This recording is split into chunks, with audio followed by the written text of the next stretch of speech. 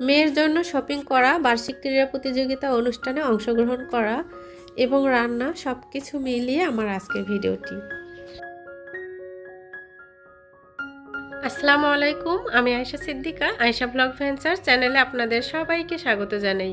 কাছে এবং দূরে, দেশ এবং দেশের বাহিরে যে যেখান থেকে আমার আজকের ভিডিও দেখছেন, আশা করি অনেক বেশি ভালো আছেন, সুস্থ আছেন। আজকে আরেকটি নতুন ভিডিও আপনাদের সঙ্গে শেয়ার করছি। যারা আমার ভিডিওটি দেখা শুরু করেছেন, একটা লাইক দিয়ে পুরো ভিডিওর সঙ্গেই থাকবেন।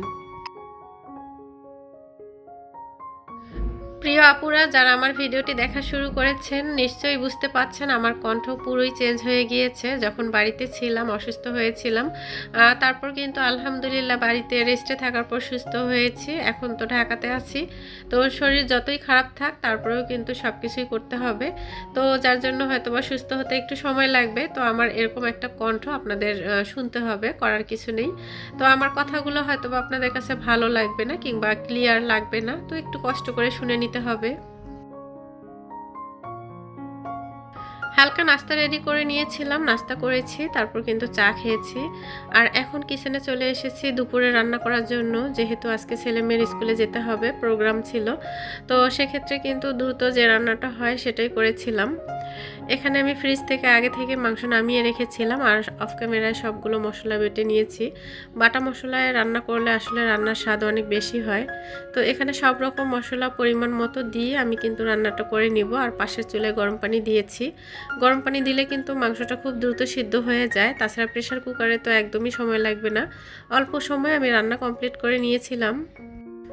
বাড়ি থেকে আসার সময় অনেক কিছুই নিয়ে এসেছি। ছেলে মেয়ে খেতে পছন্দ করে, কিছু বেকারি আইটেমের নাস্তাও নিয়ে আসা হয়েছে। তো আমার ছেলে সুন্দর করে সব কিছু গুছিয়ে নিয়েছে।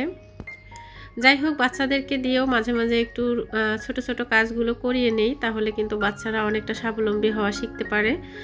আর এটা থেকে কিন্তু তাদের কাজের আগ্রহটা বেড়ে যায়। পড়ালেখার পাশাপাশি খেলাধুলা এবং বাচ্চাদেরকে একটু করে যদি ছোট ছোট কাজগুলো দেওয়া যায়, তাহলে আমি মনে করি যে নিজের কাজটা তারা একটা সময় নিজেই কিন্তু করে নিতে পারবে। প্রেসার কুকারে মাংস রান্না করলে সেটা কিন্তু আগে মাংসগুলো ভালো করে কষিয়ে নিতে হবে, তারপর কিন্তু ঢাকনা লাগিয়ে দিতে হবে। তো মাংস কষিয়ে না নিয়ে যদি ঢাকনা লাগিয়ে দেওয়া যায়, সে মাংস সিদ্ধ হবে কিন্তু খেতে একদমই ভালো লাগবে না। বাড়ির পাশে একটা ছোট মার্কেটে এসেছি, এখান থেকে বাচ্চাদের স্কুল ড্রেসের কাপড় কিনে নিচ্ছি। তো জানুয়ারি মাসের অর্ধেকটা সময় কিন্তু বাড়িতে থাকা হয়েছে, যার জন্য কিন্তু সব কিছু একটু দেরিতে হয়েছে।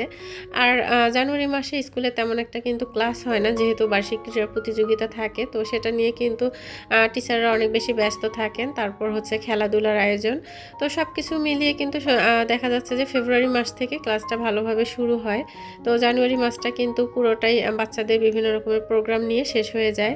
তো এখান থেকে আমার মেয়ের স্কুল ড্রেসের কাপড় কিনে নিয়েছিলাম।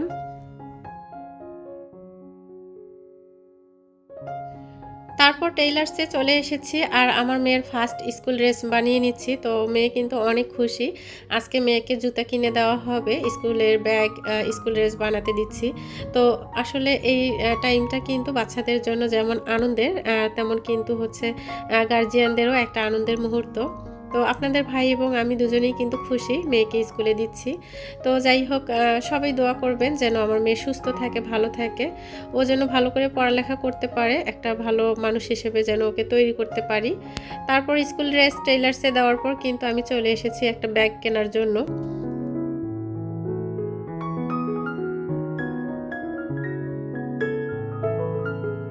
বেশ কয়েকটা দোকানে ব্যাগ খুঁজেছি, তারপর কিন্তু একটা দোকানে ভালো লেগেছে কয়েকটা ব্যাগ। তো আপনাদের ভাই বলল যে আমার মেয়ে পছন্দ করে নেবে, তো ওর উপরেই ছেড়ে দেওয়া হয়েছে। ও যেটা পছন্দ করেছে সেটাই কিন্তু আমরা কিনে দিয়েছি।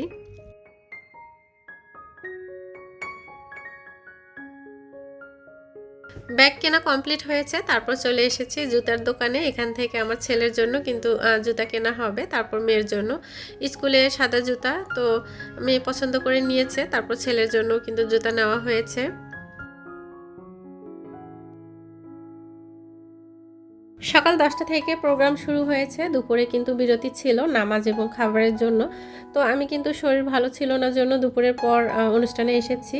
তারপর কিছুটা সময় কিন্তু ওয়েট করতে হয়েছে। তারপর এই যে গার্জিয়ানদের বালিশ খেলা হচ্ছে, পুরুষদের জন্য ছিল দৌড় প্রতিযোগিতা, যেটা আসলে আমার দেখা হয়নি।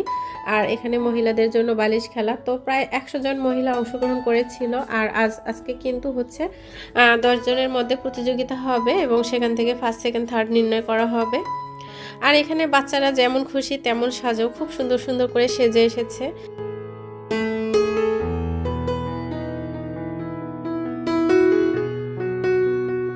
প্রত্যেক বছর সাংস্কৃতিক অনুষ্ঠানের জন্য যে আয়োজনটা করা হয় এটাই কিন্তু হচ্ছে এই স্কুলের মূল একটা আয়োজন। খুব সুন্দর করে কিন্তু সাজিয়ে গুছিয়ে করা হয় আর দেখতেও ভালো লাগে। ছেলেমেয়েরা এত সুন্দর পারফরমেন্স করে, আসলে মনটা ভরে যায়। তো অনেকটা কষ্টের পর তারা কিন্তু আজকের দিনটাতে এতটা সুন্দর করে সবাইকে উপহার দিয়েছে। আর গ্রামীণ কিছু ঐতিহ্য এবং হচ্ছে পুরাতন কিছু গানের মাধ্যমে আসলে সাংস্কৃতিক অনুষ্ঠানটা কমপ্লিট করা হয়, খুবই ভালো লাগে। এখনও কিন্তু গ্রামে এভাবে হলুদ অনুষ্ঠানের আয়োজন করা হয়, তারপর কিভাবে বিয়ের অনুষ্ঠান করা হয়, তারপর কিভাবে বিদায় দেওয়া হয়, সব কিছুই কিন্তু তুলে ধরেছিল। খুব ভালো লাগে। আর এত সুন্দর গানগুলো আর এত সুন্দর মিউজিক সব কিছু মিলিয়ে অসাধারণ ছিল।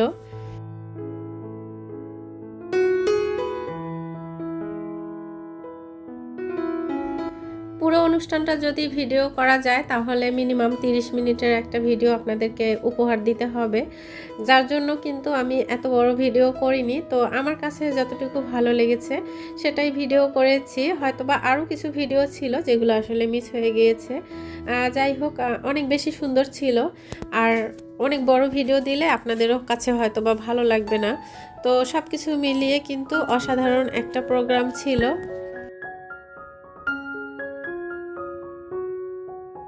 আমার মেয়েকে ফার্স্ট যেদিন স্কুলে নিয়ে এসেছিলাম সেই ভিডিওটা আপনাদের সঙ্গে শেয়ার করেছি এবং তখন তার হচ্ছে ড্রেসটা তৈরি করা হয়নি সেটাও বলেছি। তো ফার্স্ট স্কুলে নিয়ে আসা এটা হচ্ছে ভিডিওটা যারা দেখেছে, প্রিয় আপুরা এত সুন্দর সুন্দর কমেন্ট করেছে, আমার মেয়ের জন্য অনেক দোয়া করেছে। তো কিছু আপুর নাম না বললেই নয়, মিম মমস ব্লগ থেকে সালমা আপু, সে কিন্তু আমার মেয়ের জন্য মন থেকে অনেক দোয়া করেছে, অনেক ভালোবাসা দিয়েছে। তারপর হচ্ছে দিলরুবার হেসেল চ্যানেল থেকে দিলরুবা আপু, সে কিন্তু আমার মেয়ের জন্য অনেক সুন্দর একটা কমেন্ট রেখে গিয়েছিল। আপু, তোমার মেয়ের জীবনের নতুন পথ চলা অনেক শুভকামনা রইল। এই দিনটি প্রত্যেকটা বাবা মার জন্য অনেক স্পেশাল। তো এত সুন্দর একটা কমেন্ট করেছে এবং আমি যে রান্নার ভিডিওটা শেয়ার করেছি সে রান্নাটা নিয়েও কিন্তু সে অনেকটা প্রশংসা করেছে। তো যাই হোক, এরকম অনেক প্রিয় আপুরা আছে, যেমন স্টোরি অফ ঈশা। তো ঈশা আপু সে কিন্তু আমার ভিডিওগুলোতে অনেক সুন্দর কমেন্ট রেখে যায়, তার কমেন্টগুলো আমার কাছে অনেক বেশি ভালো লাগে। এরকম অনেক প্রিয় আপু ভাইয়ারা আছেন যারা আমার ভিডিও দেখেন এবং সুন্দর সুন্দর কমেন্ট করে আমাকে কাজে উৎসাহিত করেন। তাদের জন্যও কিন্তু আমার মন থেকে অনেক অনেক ভালোবাসা আর দোয়া রইল।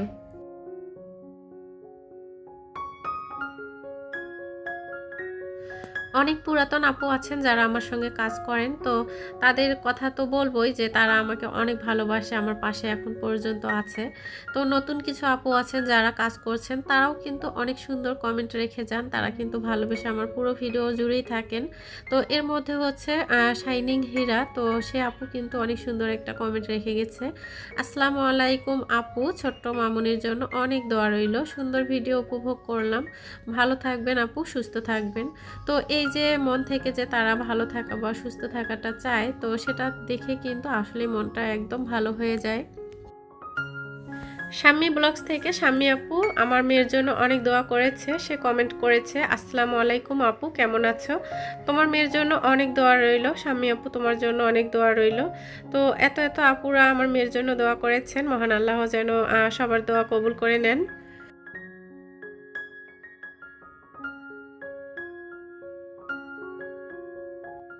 গানের মাধ্যমে এবং কথার মাধ্যমে গ্রামীণ সব ঐতিহ্যগুলো এই সাংস্কৃতিক অনুষ্ঠানে তুলে ধরা হয়েছে।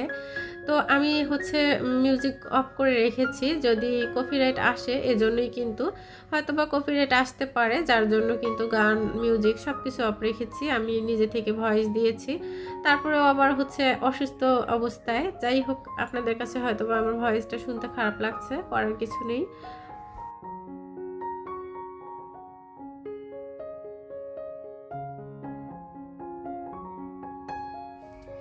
যারা আমার ভিডিওটি দেখছেন তারা কিন্তু নিশ্চয়ই একটু হলেও উপলব্ধি করতে পেরেছেন রং বেরঙের শাড়ি, খোপাতে লাল ফুল, আর এই যে কত সুন্দর নাচের মাধ্যমে তারা কিন্তু সাংস্কৃতিক অনুষ্ঠানটাকে অনেক বেশি মুখরিত করে তুলেছিল।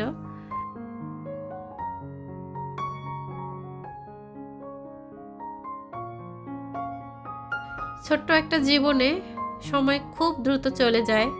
এক সময় নিজে স্কুলে পড়েছিলাম, কলেজে ভার্সিটিতে পড়ালেখা করেছি, বিভিন্ন অনুষ্ঠানে অংশগ্রহণ করেছি, অনেক দায়িত্ব ছিল আমার উপর। অনেকটা সময় পিকনিকের আয়োজন করা হয়েছিল, তখনও কিন্তু দায়িত্ব ছিল।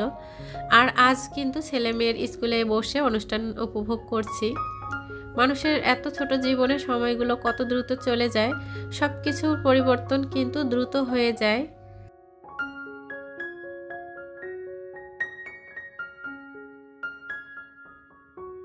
একটা সময় নিজে স্কুলে গিয়েছিলাম, এরকম অনুষ্ঠানে অংশগ্রহণ করেছি, আর আজকে ছেলে মেয়েকে নিয়ে স্কুলে এসেছি, তাদের স্কুলের অনুষ্ঠান উপভোগ করছি। এটাই হচ্ছে বাস্তবতা, এটাই হচ্ছে জীবনের পরিবর্তন। সাংস্কৃতিক অনুষ্ঠান উপভোগ করেছিলাম আর গ্রামীণ কিছু ঐতিহ্য খুঁজে পেয়েছিলাম এর মাঝে। স্কুল জীবনে সেই বান্ধবীদের কথা আজকে আবারও মনে পড়েছে। সব বান্ধবীরা মিলে কতই না মজা করেছি, আনন্দ করেছি। পুরাতন সেই দিনগুলোর কথা আজকে আবারও মনে পড়ে গেল। ধৈর্য সহকারে আমার ভিডিওর সাথে থাকার জন্য অসংখ্য ধন্যবাদ জানাচ্ছি। ভিডিওতে কিংবা কথার মাঝে যদি কোনো ভুল ত্রুটি থাকে তাহলে প্লিজ ক্ষমার দৃষ্টিতে দেখবেন। আজ এ পর্যন্তই। আসসালামু আলাইকুম। আল্লাহ হাফেজ।